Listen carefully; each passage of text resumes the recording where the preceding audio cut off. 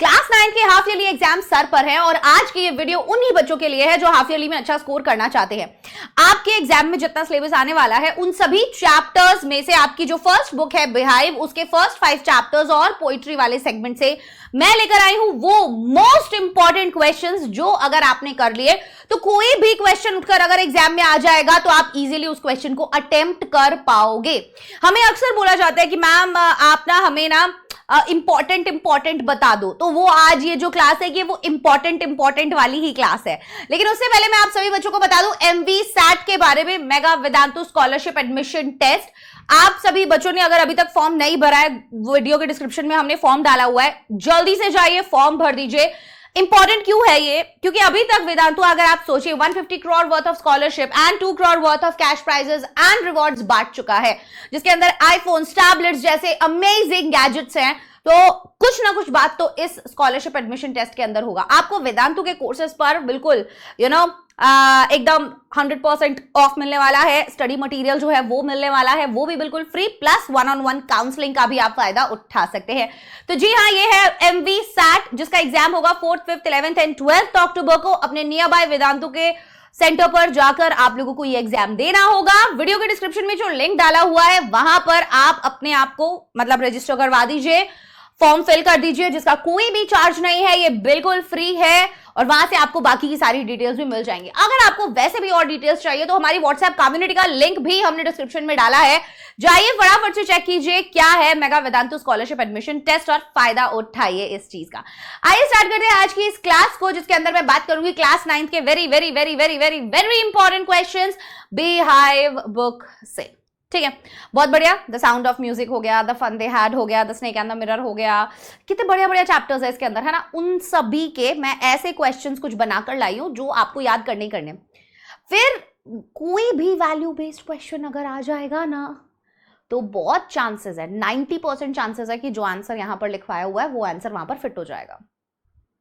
सोच लो, क्योंकि मैंने जो क्वेश्चंस यहां पर बनाए हैं वो बना दिए हैं चैप्टर की थीम, सेंट्रल आइडिया, कैरेक्टर्स से रिलेटेड, और हमने उन सभी चीजों के बारे में सब कुछ वहां पर डाल दिया है। तो ये वैसा आंसर नहीं होगा कि मैंने आपको एक कोई समरी दे दी चैप्टर की जो आप लिखाए, नहीं, ये पूरा वो चैप्टर का एक एनालिसिस होगा जिसके दम पे वो आंसर बना है। और आप बच्चे अगर उस आंसर को याद कर लेंगे तो बहुत सी बार ऐसा होता है कि अगर आपने कोई एक चैप्टर प्रिपेयर नहीं किया है या ऐसा कुछ आपका छूट गया है तो ये एक आंसर उस चैप्टर का जरूर याद करके चले जाना और आंसर लिख आना, बस नंबर ना मिले तो मेरा नाम बदल देना। आज की ये क्लास होने वाली है मोस्ट इंपॉर्टेंट क्वेश्चंस पर। देखो यार, मैं आप लोगों के सैंपल पेपर्स करवा चुकी हूं, मैं आप लोगों को प्रीवियस ईयर पेपर्स के क्वेश्चंस करवा चुकी हूं, मैं आपको अलग से short answer type, long answer type questions करवा चुकी हूं, मैं आपको डिटेल में सब कुछ पढ़ा चुकी हूं। तो अब हम ये ट्राई करके भी देख लेते हैं, है ना, कि आप लोगों को इससे हेल्प मिलती है या नहीं मिलती है, क्योंकि इवेंचुअली आपकी मदद करना ही हमारा काम है। और यस, स्टार्ट करते हैं हम अपनी आज की इस क्लास को। Question number 1, machines can't replace human beings, explain this in 80 to 100 words with reference to the lesson the fun they had. क्या दिया है क्वेश्चन दिया है सिंपल सा, या फिर बोला है in context of the lesson the fun they had do you think mechanical teachers और computer instructors can not replace humans as teachers. अब मुझे एक बात बताओ, दोनों ही सेम टाइप के क्वेश्चंस हैं पर पूछने का तरीका अलग है। अब मान लो मैंने तुम्हें ये क्वेश्चन करवाया था और एग्जाम में ये आ गया तो तुम बोलोगे मैम आपने जो कराया वो तो आया ही नहीं, फिर तो मैं तुम्हें थप्पड़ मार सकती हूँ, चमाट मारूंगी खींच करके, नलायक, ये नहीं करवाया मैंने। तो क्वेश्चन को पढ़ना और समझना बहुत ज्यादा जरूरी है। आइए समझते हैं क्वेश्चन को इसी बात पे। Machines can't replace human beings, बोलते मशीन जो है वो ह्यूमन बीइंग्स को रिप्लेस नहीं कर सकती, ऐसा बोल रहा है। So explain this, 80 to 100 words के अंदर उसने बोला एक्सप्लेन कीजिए with reference to the lesson. कौन से चैप्टर के रेफरेंस में? द फन दे हैड के रेफरेंस में बोला है। So in the context of the lesson, अगर हम बात करें लेसन के कॉन्टेक्स्ट की, the fun they had, do you think mechanical teachers और computer instructors can not replace, क्या आपको ऐसा लगता है कि मैकेनिकल टीचर्स और कंप्यूटर्स जो है, कंप्यूटर इंस्ट्रक्टर्स जो है वो ह्यूमंस को एज टीचर्स रिप्लेस नहीं कर सकते? इस पर हमें टिप्पणी करनी है। आइए स्टार्ट करते हैं। A teacher not only has to teach and explain things but also has to understand। अब एक टीचर जो होता है उसको केवल चीजें पढ़ानी नहीं होती हैं, एक्सप्लेन करनी नहीं होती हैं, but also has to understand the mindset of the students। लेकिन उसका एक और काम होता है, और वो क्या, कि उसको स्टूडेंट्स का माइंडसेट समझना चाहिए, है ना। वो बहुत ज्यादा इंपॉर्टेंट है कि बच्चा क्या सोच रहा है, उसका क्या माइंडसेट है। a computer instructor will only be able to deliver the lesson.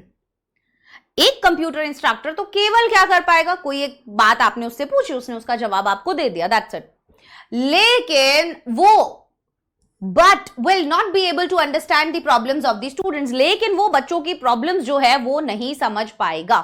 Right? So a teacher emotionally connects to the students to make the child comfortable. अब एक टीचर जो होता है वो क्या करता है, स्टूडेंट्स के साथ कनेक्ट करता है emotionally, right, to make the child comfortable, जिससे कि वो बच्चे को कंफर्टेबल फील करवा सके. But this is not the case with a mechanical teacher. लेकिन ये केस मैकेनिकल टीचर के साथ नहीं होता है. कैसे? Teaching can be best done by a person, because teaching जो है वो सबसे अच्छा एक इंसान ही कर सकता है. क्यों? क्योंकि then only will they be able to pass on the correct values and lessons to the students. तभी तो हम आगे आने वाली जनरेशन के अंदर अच्छे वैल्यूज, अच्छे संस्कार, अच्छे एथिक्स, मोरल एथिक्स जो है वो डाल पाएंगे, है ना. एक जनरेशन से दूसरी जनरेशन में ही तो पास ऑन होती है ऐसे चीजें. अब सब कुछ computer, robots, chat GPT, AI, यही सब हो जाएगा, तो हम कहीं ना कहीं वो ह्यूमन टच तो खो देंगे. फिर तो पूरा वर्ल्ड ही एकदम मतलब मैकेनिकल हो गया है, डिजिटल हो गया है. फिर हमारा क्या वैल्यू रह जाएगा? हमारा कोई वैल्यू रह जाएगा? नहीं. फिर तो फोन का, लैपटॉप का, टैब्स का, कंप्यूटर्स का, सॉफ्टवेयर का, इन्हीं का वैल्यू रह जाएगा. ह्यूमन बींग्स का कोई वैल्यू ही नहीं रहेगा, क्योंकि वो हमें आउटस्मार्ट कर जाएंगे. Right? Do you agree with Margie that schools today are more fun than the school in the story? Give reason for your answer. अब आप क्या अग्री करते हो क्या इस बात से कि जो माजी है, that schools today are more fun, कि आज के टाइम के जो स्कूल्स हैं वो ज्यादा मतलब कि मस्त हैं अभी के टाइम के जो हम जी रहे हैं. आप लोग स्कूल जाते हो सब वो वाले. Then the school in the story, जो स्कूल स्टोरी के अंदर दिखाया गया है जिसमें मार्जी ऑलरेडी पढ़ती है.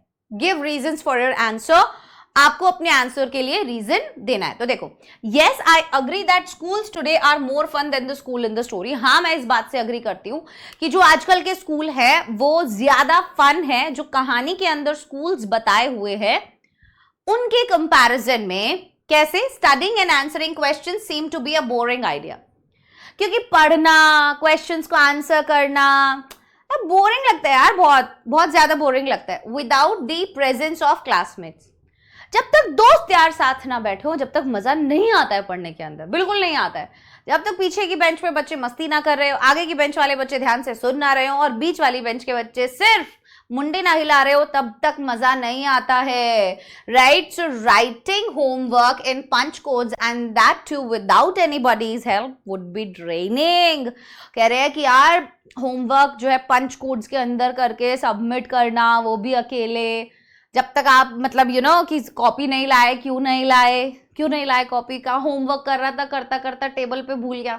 जब आप जेन्युइनली टेबल पे भूल गए हो या फिर आपको ऐसा लगता है कि होमवर्क नहीं किया है तो कॉपी नहीं दिखाता हूँ, बोल देता हूँ कॉपी लाना भूल गया, है ना. तो हम यही करते हैं कि खाना खाना तो नहीं भूलते, तुम कॉपी लेके आना भूल जाते हो. नहीं मैम सच्ची मैम हमने किया था, मैम सच्ची हमने किया था, वो वही रह गई मैम हमारी कॉपी. तब तक कैसे मजा आएगा बताइए? कितना ड्रेनिंग लगेगा वो process. So children develop a better understanding about each other and their surroundings. अभी बच्चे जब स्कूल जाते हैं ना तो वो एक दूसरे को लेके समझते हैं, चीजें सीखते हैं, टीम वर्क सीखते हैं, एक साथ काम करना सीखते हैं, शेयरिंग सीखते हैं, सोशल होना सीखते हैं. राइट? यस, एक दूसरे के बारे में, अपनी सराउंडिंग्स के बारे में सीखते हैं when they go to a school, जब वो एक स्कूल में जाते हैं. एंड इंटरैक्ट विद अदर्स, और बाकी के जो बच्चे हैं उनके साथ जब वो इंटरैक्ट करते हैं तो बेसिकली ये सभी वैल्यूज जो है उनको वहां पर सीखने को मिलती हैं.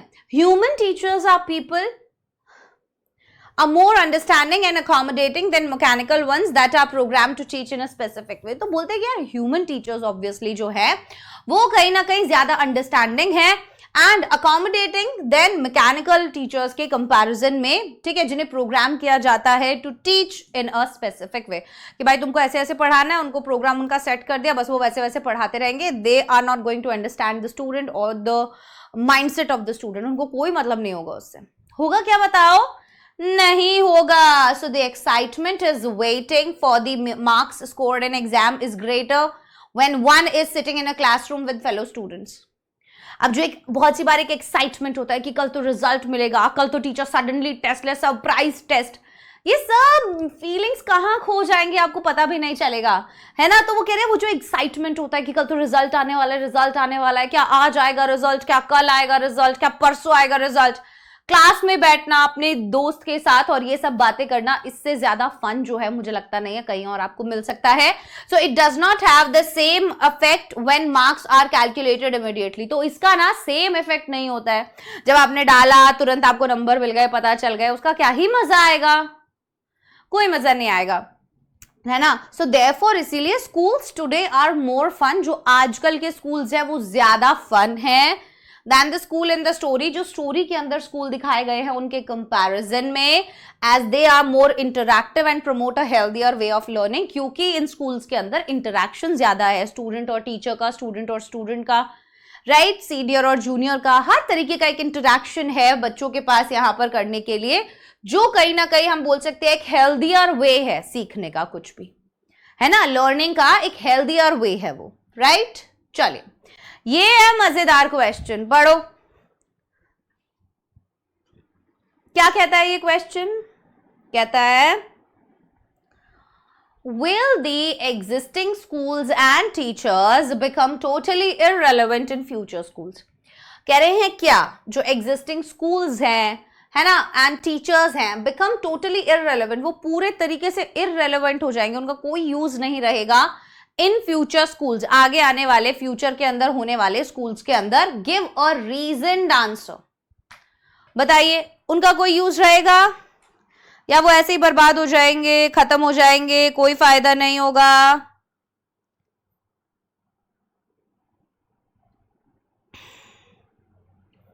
हाँ, जस्ट अ मिनट,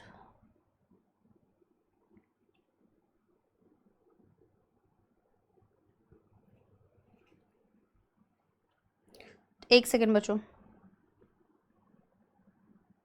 ठीक है, बढ़िया बढ़िया बढ़िया बढ़िया बढ़िया।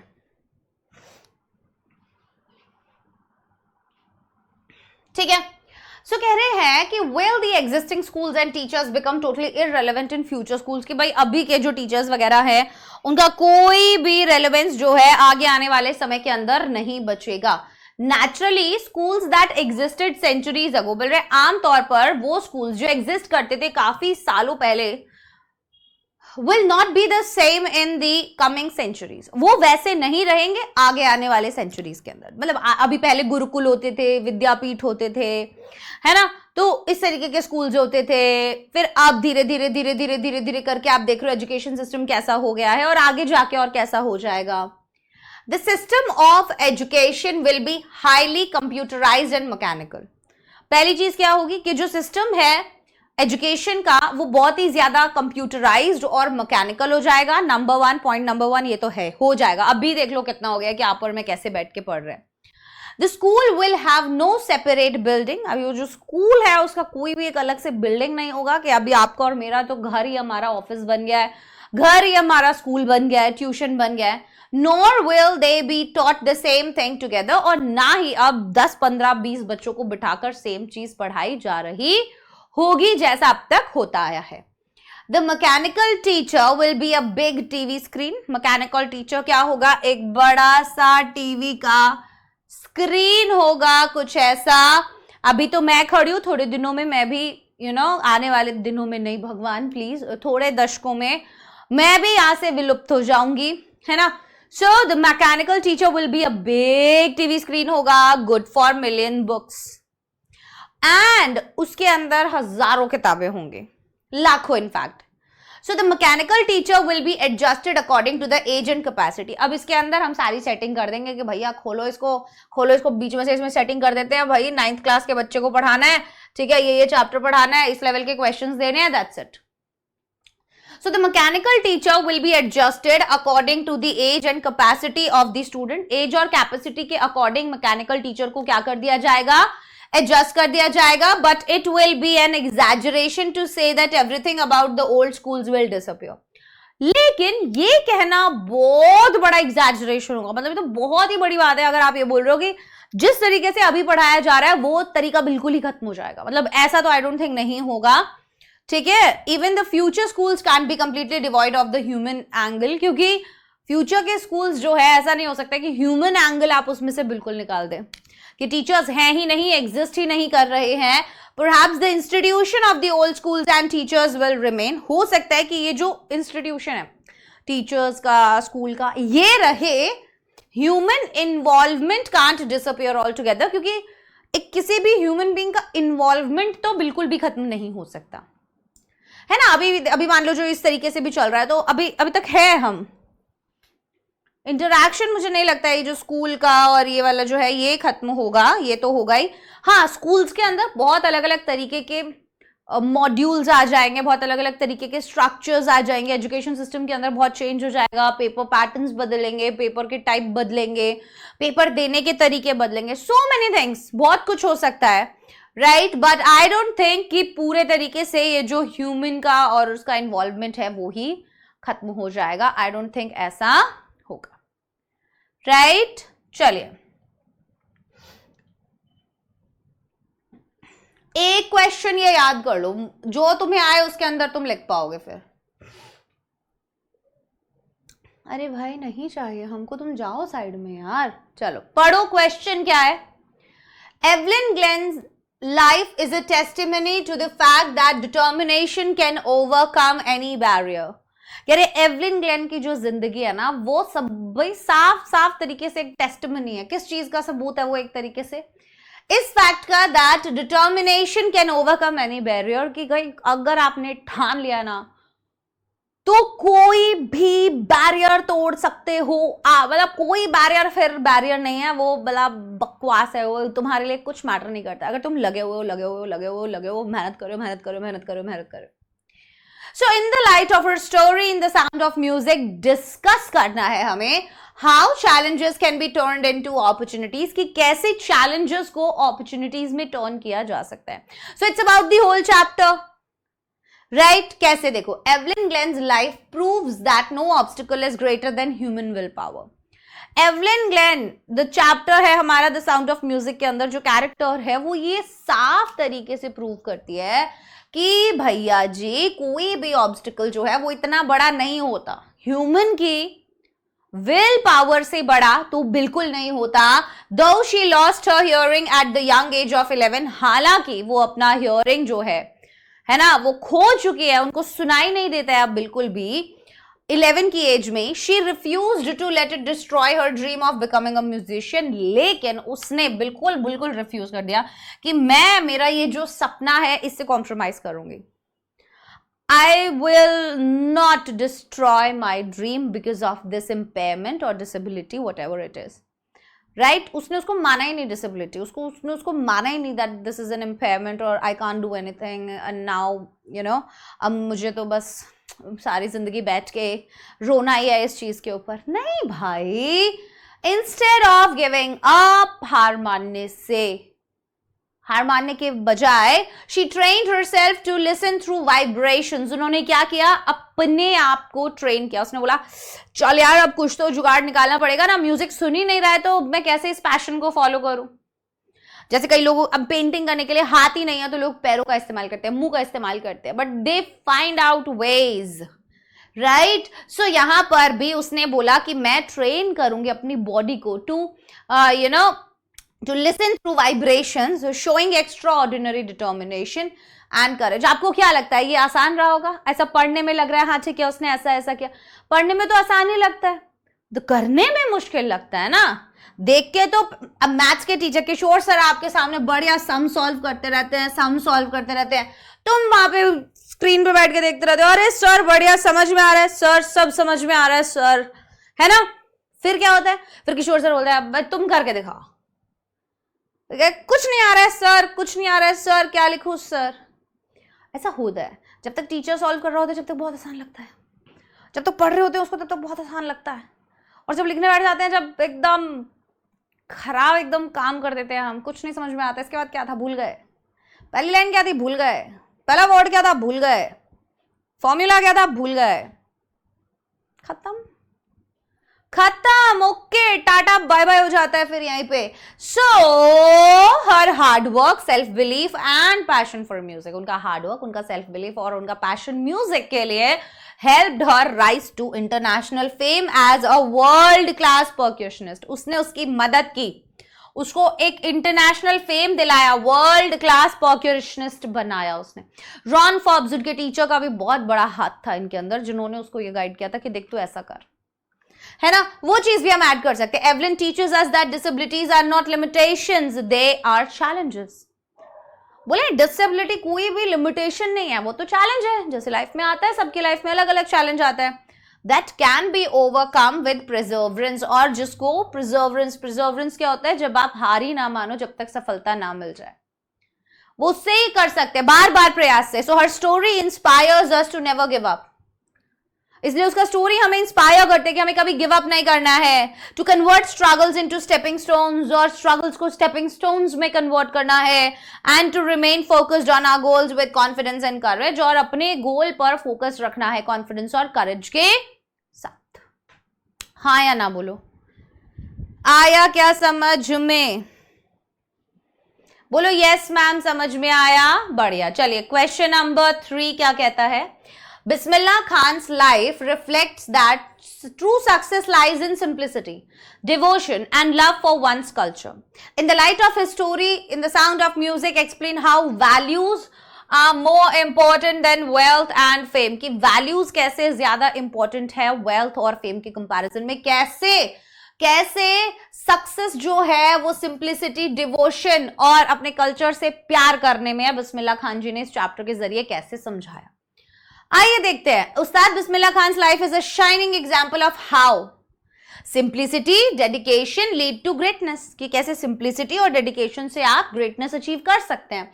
Despite his fame as world renowned shehnai maestro, he remained humble and deeply connected to his roots. बोले इतना ज्यादा फेम कमाने के बाद भी वो अपने रूट्स से जुड़े रहे भाई, वो भूले नहीं अपने जहां पर उन्होंने सीखा, अपने देश को, अपनी देश की मिट्टी को, ठीक है, जो वैल्यूज थी उनको नहीं भूले वो। He valued his art above wealth, उन्होंने अपनी कला को वैल्यू दिया पैसे के बजाय। And never sought material luxury, और कभी भी उनको मटेरियलिस्टिक लग्जरीज चाहिए ही नहीं था। So even when offered tempting opportunities, इसीलिए जब उन्हें बड़ी बड़ी अपॉर्चुनिटीज दी जाती थी अब्रॉड से भी, he refused choosing instead to stay in India and serve his motherland. उन्होंने मना किया और उन्होंने चुना अपनी धरती पर, अपनी भारत माँ के साथ रहना, अपने इंडिया में रहना, and serve his motherland through music, और अपने भारत माँ की सेवा करना अपने म्यूजिक के थ्रू। So his life shows that true success is not measured by riches. उनकी दिखाते हैं ये कि भाई असली सक्सेस पैसे से नहीं आता है, but by staying faithful to one's passion. लेकिन जब तक आप अपने पैशन को लेके फेथफुल है, कल्चर को लेके एंड वैल्यूज को लेके फेथफुल है, वही ट्रू सक्सेस है। So Bismillah Khan teachers us the importance of humility, patriotism and sincerity. His story inspires us to lead a life of honesty. उनका जो स्टोरी है वो हमें इंस्पायर करते हैं कि हम एक ऑनेस्टी वाली जिंदगी जिए, डेडिकेशन वाली जिए, where love for one's art and country is the highest achievement, जहां पर अपना प्यार अपने देश और अपनी कला के प्रति ही आपकी सबसे बड़ी अचीवमेंट होगी। आइए बढ़ते हैं आगे। The story the little girl shows that love and understanding can change. अभी कहानी कौन सी कहानी बेटा? द लिटिल गर्ल दिखाती है दैट की love and understanding can change fear into respect and affection. Love और अंडरस्टैंडिंग जो है वो कहीं ना कहीं बदल सकती है डर को रिस्पेक्ट और अफेक्शन में। इन the light of Keziah's relationship with the father, अब हमें केजिया का जो रिलेशनशिप है उसके पापा के साथ, उसके साथ क्या बात करना है, डिस्कस करना है। How communication and empathy strengthen family bonds, की कैसे कम्युनिकेशन और एम्पैथी जो है वो फैमिली के बॉन्ड को जो है स्ट्रेंथन करती है। देखिए, in the little girl Katherine Mansfield beautifully conveys the importance of love. इस कहानी के अंदर, द लिटिल गर्ल के अंदर, कैथरीन मैन्सफील्ड जो है बहुत ही खूबसूरत तरीके से कन्वे करती है the importance of love and understanding, कि भाई प्यार, अंडरस्टैंडिंग, समझना एक दूसरे को कितना ज्यादा इंपॉर्टेंट है। Kezia initially feared her father, क्योंकि स्टार्टिंग में केजिया तो बहुत डरती थी अपने पापा से, बहुत ज्यादा डरती थी, है ना, कांपती थी, बोल नहीं पाती थी, हकलाती थी उनके सामने। एज ही अपीयर्ड स्ट्रिक्ट, क्योंकि वो बहुत स्ट्रिक्ट दिखाए जाए हैं, हार्श दिखाए गए हैं, एंड अनअप्रोचेबल, मतलब जाके उनसे बात नहीं की जा सकती, इस तरीके के दिखाए गए हैं. शी लॉन्ग्ड फॉर अफेक्शन, उसको बहुत ज्यादा प्यार चाहिए था, बहुत ज्यादा, बट ऑफन फेल्ट नेग्लेक्टेड, लेकिन उसको हमेशा ऐसा लगता था कि उसको वो प्यार नहीं मिल रहा, वो नेग्लेक्टेड फील करती थी. सो however one night when her mother was ill, और इसीलिए एक रात जब उसकी माँ बहुत ज्यादा बीमार थी, her father confronted her with kindness and care, तो उनके पापा ने कहीं ना कहीं उसको प्यार दिखाया, दुलार दिखाया, केयर दिखाया. And this moment helped Kezia realise, और यही वो मोमेंट था जिसमें केजिया को ये एहसास होता है कि पापा इतने बुरे नहीं है, that behind his stern nature, इतने सख्त नेचर के पीछे her father deeply loved her, कि भाई कितने ही स्ट्रिक्ट क्यों ना दिख रहे हो ऊपर ऊपर से, बट पापा मुझसे प्यार करते हैं. बताओ, ऐसा लगता है ना पापा हमसे प्यार नहीं करते, बट ऐसा नहीं होता है ना. बहुत बढ़िया, आगे बढ़े. चलो आगे बढ़ते हैं. क्या है next question. The little girl shows that, ये तो हो गया. हाँ, सो द स्टोरी टीचर्स अस, ये जो कहानी है हमें सिखाती है that misunderstandings and fear in families can be overcome through empathy, patience and communication. ये कहानी हमें साफ साफ दिखाती है कि अगर कोई भी फैमिली के अंदर मिसअंडरस्टैंडिंग हो जाती है तो वो ओवरकम की जा सकती है through empathy, patience and communication. So Anubhuti, मतलब आप वैसा ही फील करें जैसे सामने वाला फील कर रहा है, वो चीज शो करके, राइट, आप पेशेंस दिखा के, आप कम्युनिकेट करके इन सब चीजों से ऊपर उठ सकते हैं. So it highlights that parents express love in different ways. ये सीधा सीधा यही हाईलाइट करता है कि पेरेंट्स जो है वो एक्सप्रेस करते हैं अपना प्यार अलग अलग तरीके से, and children must try to understand them, और बच्चों को उन्हें समझना चाहिए, है ना. The central value of the story is that affection and understanding transform relationships. और जो सेंट्रल वैल्यू है, वैल्यू क्या, तो बोलते बोलते मेरी जीभ घूम जाती है. तुम देखना मेरी हर क्लास में ना टोन अलग होती है, तरीका अलग होता है बोलने का, पता नहीं क्यों. मतलब आई थिंक आज मंडे है तो क्योंकि पता नहीं, आज मैं बहुत टंग ट्विस्ट कर करके बोल रही हूँ. कल तक अजीब हो जाएगा, परसों तक और अजीब हो जाएगा, सैटरडे आते आते तो चीखने चिल्लाने लग जाती हूँ यार मैं. Transform relationships, making family bonds stronger and more meaningful. आ गया समझ में? आ गया. अगला सवाल देखो क्या कहता है. आइंस्टीन्स लाइफ शोज दैट, देखो ये मैंने ना हर एक चैप्टर से एक कंप्लीट वैल्यू बेस्ड क्वेश्चन बना दिया है कि भैया मेरे को बच्चे को अगर एक ही आंसर याद करवाना है जिसमें पूरे चैप्टर का सार हो, नॉट समरी. कंफ्यूज नहीं होता, बिल्कुल कंफ्यूज नहीं होता. समरी की बात नहीं कर रही मैं सारी central idea, theme, character, analysis सब मिला के कि किस किस चीज के बारे में बात की है, वो क्वेश्चन का आंसर लिख दो हर जगह. जो नहीं आता वहां पे, जो आता है उसको तो अटेम्प्ट करके ही आना है, क्योंकि पूरे पूरे चैप्टर्स आपने पढ़े हैं, है ना. So Einstein's life shows that true beauty lies not in appearance but in ideas. Einstein का जो लाइफ है वो दिखाता है कि जो ट्रू ब्यूटी है वो नॉट इन अपीयरेंस में नहीं है, बट इन आइडियाज में है, वैल्यूज में, and service to humanity. In the light of the chapter, आप चैप्टर के अनुसार, a truly beautiful mind discuss how knowledge should be used with responsibility, कि कैसे आपको अपनी बुद्धि का इस्तेमाल किसके अनुसार करना चाहिए, रिस्पॉन्सिबिलिटी से करना चाहिए. जो लोग रिस्पॉन्सिबिलिटी से नहीं करते हैं वो क्या करते हैं, वो बम बम बनाने चले जाते हैं, गलत तरीके से हैक करने लग जाते हैं चीज़ों को, लोगों का नुकसान करते हैं, पैसे चुरा लेते हैं, है ना. तो दिमाग का, नॉलेज का इस्तेमाल जब गलत तरीके से होता है तो बहुत नुकसान होता है फिर, राइट. तो देखो the chapter A truly beautiful mind highlights that, ये हाईलाइट करता है कि Albert Einstein was not only a scientific genius, कि एल्बर्ट आइंस्टाइन केवल एक साइंटिफिक जीनियस ही नहीं थे, but also a compassionate human being, लेकिन एक बहुत ही compassionate as in kind human being थे भाई वो. ठीक है, उनका काम सिर्फ यही नहीं था कि मैं एक साइंटिस्ट हूं तो बस अब मैं कुछ भी बना दूं फिर उससे दुनिया का विनाश होता है तो होता रहे. नहीं नहीं नहीं, he was really very concerned about all these things, right? So he revolutionized science with his theories. उन्होंने तो भाई एक क्रांति ला दी थी एक तरीके से. है ना, अपनी थियोरीज से रेवोल्यूशनाइज्ड एकदम साइंस कर दिया था उन्होंने अपनी थियोरीज से, कि बहुत बड़ा ही बदलाव, हम बोल सकते क्रांति आ गई थी साइंस के वर्ल्ड में। Yet his greatness lay in his humility, लेकिन फिर भी उनकी महानता यार उनके काम में नहीं है। कितनी महान थ्योरी दे दी, बट इंसान महान था, वो इंसान बहुत जबरदस्त था। And deep concern for Mankind, उसने बोला ये बन तो क्या भाई, पर इसको तुम यूज मत करो यार इन सब चीजों के लिए कि एक दूसरे को मारने पीटने के लिए तुम इस्तेमाल कर रहे हो, है ना। So Einstein used his fame to promote peace and democracy. तो अपना फेम जो था, भाई मैं इतना प्रसिद्ध हूं, उसको उन्होंने यूज किया कि भाई शांति बनाए रखो यार guys, do not fight, peace के लिए, डेमोक्रेसी के लिए, speaking out against war, war के अगेंस्ट बोलते थे, वायलेंस के अगेंस्ट बोलते थे, सोशल इनजस्टिस के अगेंस्ट बोलते थे, हाँ या ना, उन सब चीजों के अगेंस्ट उन्होंने बोला, रैलीज निकाली, बात की, लोगों को पत्र लिखे। दो ही कॉन्ट्रीब्यूटेड टू फिजिक्स। अभी देखो, हालांकि उन्होंने फिजिक्स के अंदर अपना कॉन्ट्रीब्यूशन दिया है, मान लिया, he also warned the world about the dangers of misusing, इसलिए उन्होंने साथ साथ वार्न भी किया कि भाई देखो मिसयूज मत करना यार, ठीक है, डिस्कवरीज को, स्पेशली न्यूक्लियर वेपन्स को। His life teaches us that real beauty lies in mind filled with curiosity, और इसीलिए हम बोल सकते हैं कि जिंदगी सिखाती है कि जो रियल ब्यूटी है ना वो किसके अंदर है, माइंड फिल्ड विद क्यूरियोसिटी, एक ऐसा दिमाग जो क्यूरियोसिटी से भरा हुआ है, क्रिएटिविटी से, ह्यूमिलिटी से एंड रिस्पॉन्सिबिलिटी से टुवर्ड्स ह्यूमैनिटी।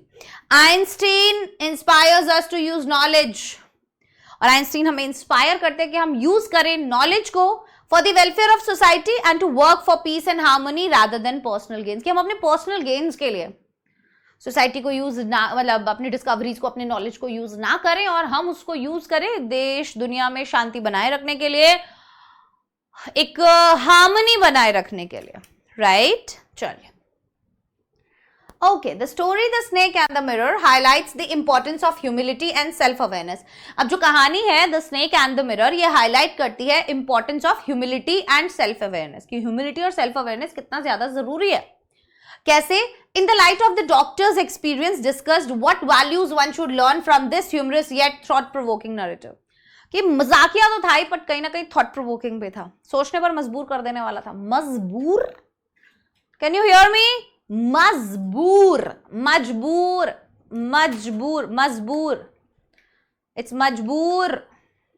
मुझे मजबूर मत करो, मुझे मजबूर मत करो, समझ गए ना? कोई गाना बताओ मजबूर से।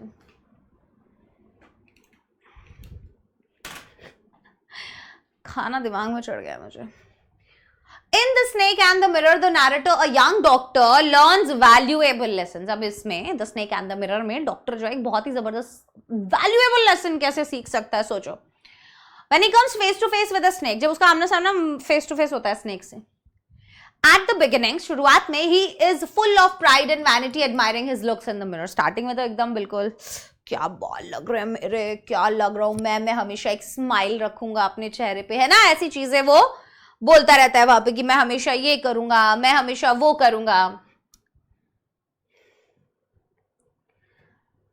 And dreaming of wealth and a glamorous future, और वो कहीं ना कहीं वेल्थ और ग्लैमरस फ्यूचर का सपना देख रहा है, क्योंकि मैं बैचलर हूं, डॉक्टर हूं, बैचलर हूं, बार बार रिपीट करता था। However, the sudden appearance of a snake on his shoulder makes him realize how powerless and vulnerable human beings are before nature. एक सांप आते ही उसको पता चल गया कि हमारी कुछ भी औकात नहीं है ह्यूमन बींग्स की इन जानवरों के आगे, है ना। So his vanity vanishes instantly, एकदम गायब। And he understands the futility of arrogance, कि भाई ये जो arrogance है ना, ये ज्यादा दिन नहीं चलता है, right? The story teaches us values of humility, simplicity, courage and gratitude. So it reminds us that life is unpredictable and one should remain modest. इसीलिए ये चैप्टर हमें सिखाता है कि लाइफ जो है वो अनप्रेडिक्टेबल है और एक इंसान को हमेशा मॉडेस्ट रहना चाहिए, इंस्टेड ऑफ बीइंग प्राउड नहीं होना चाहिए। The humorous narrative conveys a serious message, wisdom and humility are greater than beauty और प्राइड। ठीक है, ये क्वेश्चंस के जरिए आपको पूरे चैप्टर के थीम्स और सेंट्रल आइडियाज पता चल गए, and that was the main motive, कि तुम्हें सारे चैप्टर्स के थीम्स, कैरेक्टर्स एंड उनका क्या क्या क्या क्या मतलब चेंज आया उनके अंदर, कैसा उनका कैरेक्टर था, जैसे आइंस्टीन के कैरेक्टर के बारे में पता चला, यहाँ पे इसके, तो ये सब चीजें आपका जानना जरूरी था। कोई भी क्वेश्चन आएगा, तुम इजीली इन सब चीजों के बारे में जानते हो तो तुम आंसर कर पाओगे बेटा। The poem the road not taken inspires us to make choices in life with courage. वो हमें इंस्पायर करता है कि भाई हम क्या करें, बहुत ही साहस के साथ जो है अपनी जिंदगी के अंदर चॉइसेस रखें, बनाएं। In the light of the poem discuss how decisions shape our future. अब इस पोम के अनुसार ही हमें बताना है कि कैसे डिसीजंस जो है वो हमारे फ्यूचर को शेप कर सकते हैं। आप बता सकते हैं कि कैसे कोई भी डिसीजन जो है हमारी लाइफ का वो हमारे फ्यूचर को शेप कर सकता है। Robert Frost's poem the road not taken teaches us that life is full of choices. Robert Frost की ये poem the road not taken हमें सिखाती है कि जो जिंदगी है वो चॉइसेस से भरी पड़ी है, and paths we take decide our future. और जो भी रास्ता हम लेते हैं वो हमारा फ्यूचर डिसाइड करता है, right. So the speaker chooses the less travelled road. अभी स्पीकर क्या चूज करते हैं? लेस ट्रैवल्ड रोड, है ना, विच सिंबलाइज, जो क्या सिंबलाइज करता है? Individual choice and courage. क्या सिंबलाइज करता है वो? इंडिविजुअल चॉइस और courage. The poem conveys the value of independence number 1, self confidence number 2 and decision making number 3। तीनों पॉइंट्स याद होने चाहिए। इट टेल्स अस दैट, ये हमें बताता है कि we must make decisions wisely, हमें बहुत सोच समझ के डिसीजंस लेने चाहिए विदाउट फियरिंग डिफिकल्टीज। ये बिना सोचे कि मैं अगर ये करूंगा तो इसमें तो बहुत प्रॉब्लम्स आएंगी, बहुत रिस्क है, मैं नहीं कर सकता, ये नहीं सोचना चाहिए। Because our choices define who we become, क्योंकि जो हम चुनेंगे वही हम बनेंगे। And it inspires us to accept responsibility, और कहीं ना कहीं ये हमें इंस्पायर करता है कि हम रिस्पॉन्सिबिलिटी को एक्सेप्ट करें हमारे डिसीजंस की, है ना, and remain firm even if the path is uncertain. और हम अपने डिसीजंस पर डटे रहें बेशक रास्ता कैसा भी हो। Yes or no? Good. The poem Wind conveys that difficulties strengthen us instead of destroying us. अभी ये जो poem है Wind, ये कन्वे करती है कि जो डिफिकल्टीज होती है ये हमें स्ट्रांग बनाती है डिस्ट्रॉय करने की जगह। In the light of the poem, explain what values the poet wants us to adopt. Poet क्या चाहता है, कौन से वैल्यूज हमें अडॉप्ट करना चाहता है वो? In wind, Subramania Bharati presents wind as a symbol of challenges, क्योंकि इस कविता के अंदर वो विंड को एक चैलेंज की तरह बता रहे हैं, है ना, एंड हार्डशिप, कि भाई लाइफ में जो भी प्रॉब्लम्स आते हैं विंड वैसी ही है। The poet says that weak people and fragile things are destroyed by it. और वो कहते हैं जो कमजोर होते हैं, फ्रेजाइल होते हैं, वो डिस्ट्रॉय हो जाते हैं इससे, मतलब चैलेंजेस लाइफ में आते हैं तो डिस्ट्रॉय हो जाते हैं। बट स्ट्रॉन्ग इमर्ज स्ट्रॉन्गर, लेकिन जो स्ट्रॉन्ग इंसान है ना, जिसका विल पावर स्ट्रॉन्ग है, वो और स्ट्रॉन्ग होकर बाहर निकलता है। So the poem conveys the values of resilience, courage and determination. इसीलिए ये पोम जो है कन्वे करता है कौन सा? रेजिलियंस, करेज और determination. It inspires us to face struggles boldly, prepare ourselves with strength of body and mind. अब ये क्या कह रहा है? इट इंस्पायर्स अस, ये हमें इंस्पायर करता है टू फेस स्ट्रगल्स, कि हम स्ट्रगल्स को फेस करें बोल्डली, प्रिपेयर करें खुद को, है ना, और अपनी बॉडी को भी फिट करें, स्ट्रेंथन करें, माइंड को भी स्ट्रेंथन करें, and not run away from problems, और प्रॉब्लम्स से जो है दूर ना भागें।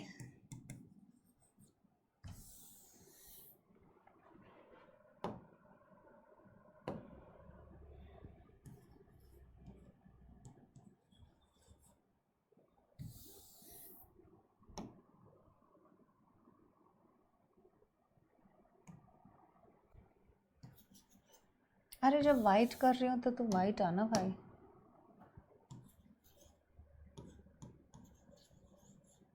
और अगर हम इसको इससे लिखते हैं तो